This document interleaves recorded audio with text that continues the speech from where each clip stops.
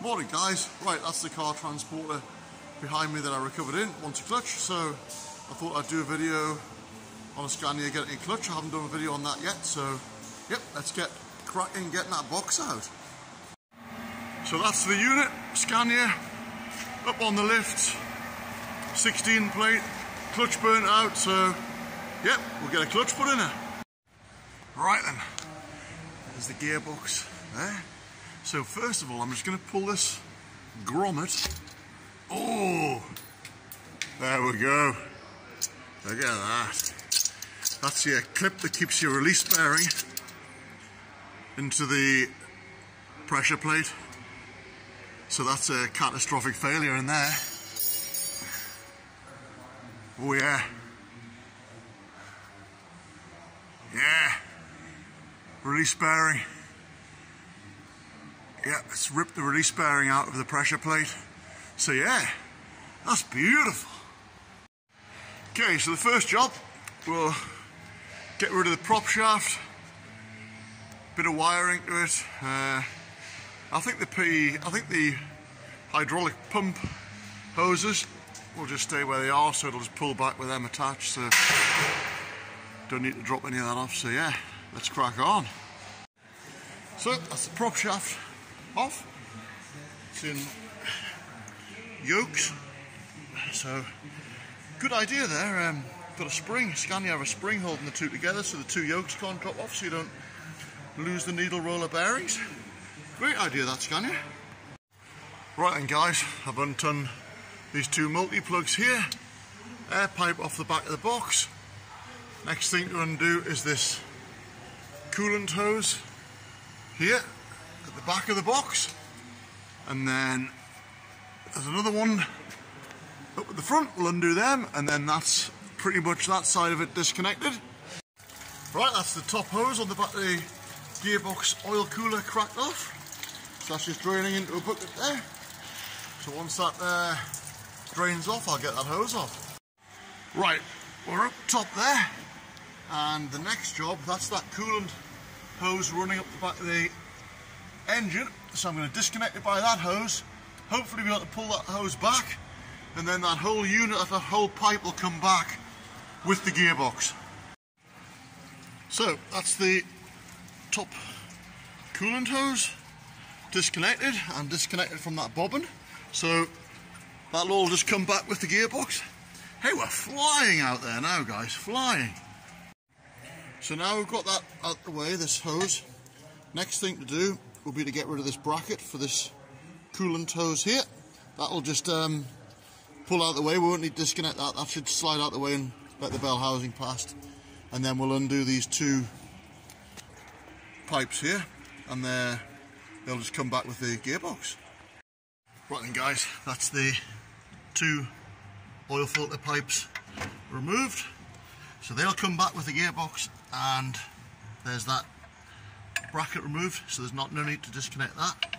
For anyone that hasn't seen one of these gearboxes, this here is your power pack, and that basically presses the fork against, presses the fork and pulls the release bearing on. This is pull clutch, so basically doing the same as what your good old clutch pedal would have done. Right then, that's the transmission trolley, so we can wheel that in, and there's the two plates we can put in if we need to support the sides of the gearbox, so we'll get that put in there now. So guys, on these Scanias, the gearbox doesn't sit level like that, it sits kind of down at an angle like that. So what I've done, being crafty, I've let the front end down and the back end up, which levels off that gearbox, and it just saves me having to put a tilt on the trolley, which isn't as safe as what it is there.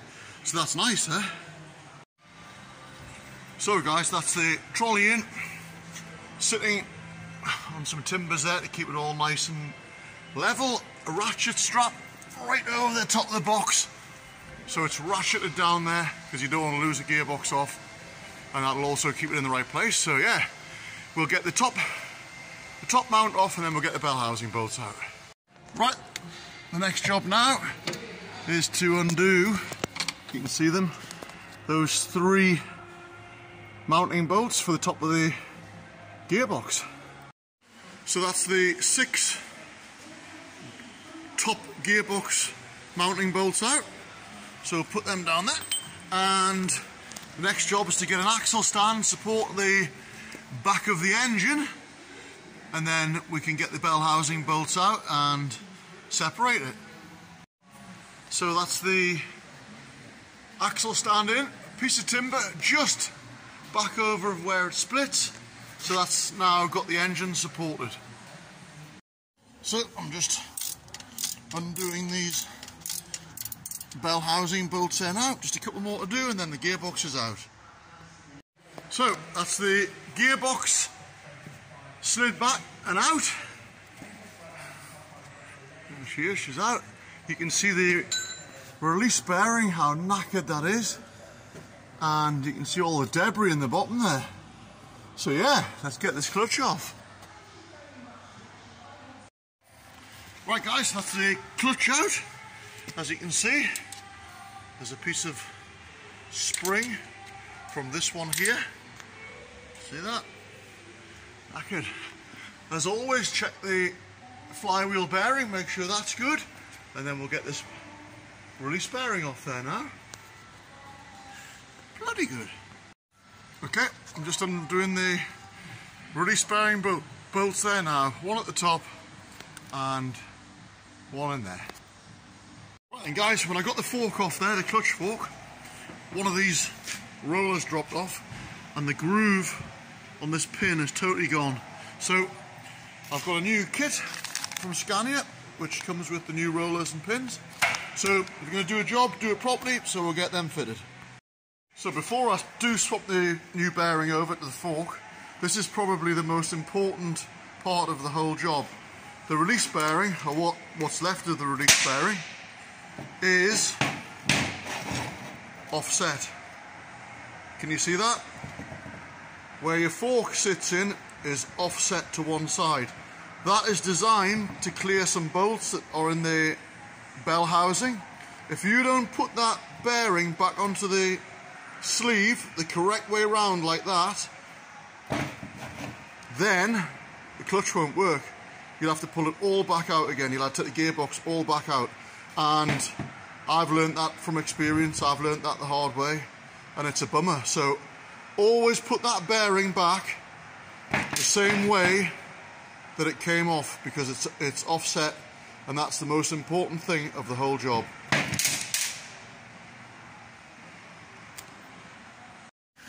Right then, that's the old ones off and the new kit fitted. There we go. Lovely jubbly. Okay, so there we go. There's the new release bearing out of the box on the fork. So that's the new clutch pressure plate. So now we've got to install the clip assembly. Right, that's the clip inserted, comes through from the back. Then you put the external clip in around these lugs, and that all keeps it in place. Right, that's the new clutch fitted. We'll pull that spigot shaft out, the guiding up for lining it up, then we'll get the gearbox back in. Happy days! Right, that's the gearbox back in. So I'm just evenly going around the bell housing and nip it all up there. So now that the gearbox is in, we've just got to lever that release bearing forward and click it into the pressure plate. So with that lever there, I've just levered it forward, and you can see that the bearing is now clicked into the bell housing. So guys, all built up there, just the rear prop shaft to go back on there now. Whoa, we're flying. And the prop shaft is back on. Okay guys, last job, get the half shaft in, but a lot of people don't realise this. Before I pulled it, I've marked the end, that goes to the outside. That shaft will actually go in both ways, but it's put in the correct way at the factory so that it always snaps on the outside. So when you pull one out, always mark it. If you put it back in the wrong way around and it snaps, it could snap in the diff end, and that's the difference between having to pull the diff out and just having a shaft you can pull out and fix in sort of half an hour. Okay, so that's the coolant all topped up to the mark. So yeah, we're going to get her pulled out the shop now.